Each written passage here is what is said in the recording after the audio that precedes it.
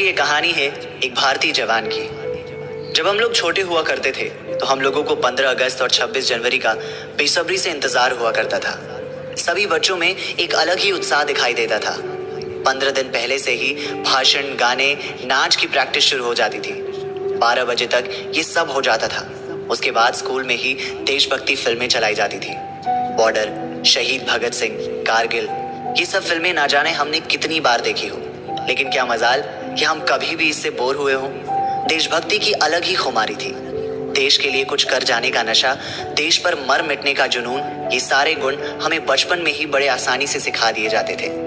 परिणाम ये होता था कि हम सबका एक सपना होता था, सैनिक बनना और सीमा पर लड़ाई करना। उन्हीं बच्चों में से एक था विक्रम कुमार।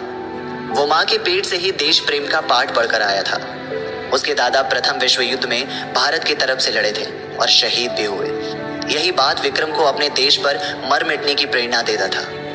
दिन रात खाते पीते सोते जागते बस एक ही धुन, भारतीय सेना में जाना है। भारत माता का पुत्र होने के नाते आखिरी सांस तक भारत माता की रक्षा करना है। वो जज्बा, जोश, जुनून जो विक्रम कुमार में था, वो एक सच्चे भारत माता के बेटे में ही हो सकता है। सब कुछ ठीक ही चल रहा था। अगले महीने विक्रम सेना के बहाली में जाने ही वाला था कि उसके पिता चल बसे। विक्रम कुमार के लिए उसके पिता के जाने का गम आसानी ही था। उसे समझ नहीं आ रहा था कि अब वो क्या करे। बीमार माँ, छोटी बहन और एक बूढ़ी दादी। लेकिन सलाम विक्रम के माँ को जो विक्रम के सपने को टूटने नहीं दिया। सारी जिम्मेदारियों को अपने सर पर लिया और अपने लाल के सपने को पूरा करने के लिए और मेहनत करने लगी। दिन रात काम करने लगी। विक्रम का सपना सच हुआ। पूरे जिले में सबसे अच्छा प्रदर्शन रहा। ट्रेनिंग के बाद उसे चाइना बॉर्डर पर भेजा गया। 1 साल की नौकरी के बाद जब वो घर आया तो सब बहुत खुश हुए। दादी के लिए कान की सुनने वाली मशीन, माँ के लिए चश्मा और बहन के लिए घड़ी। माँ ने विक्रम की शादी तय कर दी थी। विक्रम तो नहीं चाहता था, लेकिन घर की परिस्थितियां और बीमार माँ की हालत देखकर मान गया। सरला नाम था विक्रम के होने वाली पत्नी का। तय हुआ कि अगली छुट्टियों में आएगा तो शादी होगी। इधर विक्रम के कार्य से प्रभावित हो उसका प्रमोशन कर दिया गया।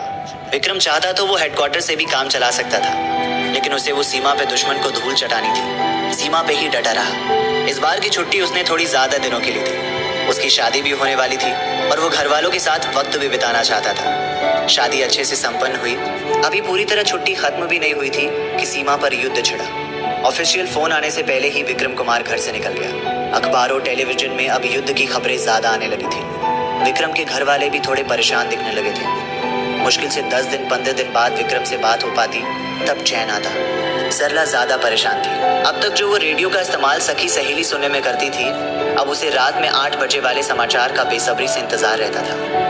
एक एक नाम गौर से सुनती। शहीदों में विक्रम कुमार का नाम ना सुन चैन की सांस लेती। लेकिन उस दिन रेडियो पर केवल उसका ही नाम था। समाचार कुछ इस प्रकार के थे।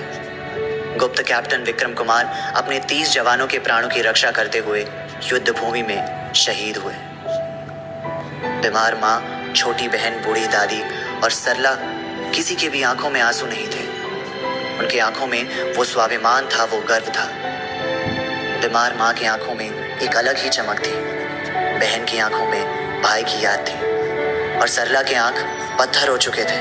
लेकिन सरला ने अपने पेट पे हाथ रखते हुए कसम खा ली कि विक्रम कुमार का आने वाला खून भी उसी की तरह देश की रक्षा के लिए अपने प्राणों की आहुति देगा। ये बात कहते कहते उसकी आंखों से 2 बूंद टपक पड़े। सलाम है ऐसे परिवार को, ऐसे वीर जवान को, ऐसे सपूत को जो अपने जिस्म का एक एक कण मातृभूमि पर न्यौछावर कर देते हैं। वो कहते हैं ना, आसान नहीं है फौजी कहलाना, जज्बातों को पिघलाकर रगों में लोहा भरना पड़ता है। जय हिंद।